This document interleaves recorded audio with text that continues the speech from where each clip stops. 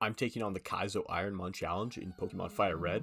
In the last episode, we got to Gym Leader Brock, and here's how that fight went. He led with an Eevee, which went down relatively easily, but it hit Machamp with a Tickle, which lowered his attack and defense stats, which is not ideal for turn 1 of a long battle. Brock then sent out an Arcanine, which stopped Machamp's first attack with a Fake Out, and then set up a Yawn so Machamp would fall asleep on the following turn. Luckily, Brock used Yawn again at this point, so Machamp didn't take any damage before falling asleep. But before that happens, I used one more extra sensory to try and figure out how Arcanine's defensive stats were spread out. During Machamp's slumber, Brock showed that Arcanine knew extra sensory, which did a significant amount of damage to Machamp. In an extremely lucky turn of events, during the 4 turns in which Machamp was asleep, Brock continued to use Yawn 3 of those times, resulting in only a single turn in which Machamp took damage. Once Machamp finally woke up, he hit a crit with Earthquake, which very likely mattered, as I don't think the first Earthquake did nearly the 40% required to take Arcanine down here.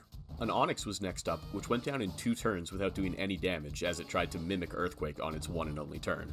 Following this was a Wynot, which was set on using Focus Punch, resulting in another one of Brock's Pokemon going down without dealing any damage to Machamp.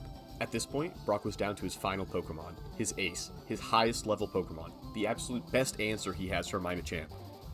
It was an Aeron, which is quadruple weak to Earthquake, and Machamp outsped and took it out in a single turn. And with that, Machamp had defeated Brock and earned the Boulder Badge.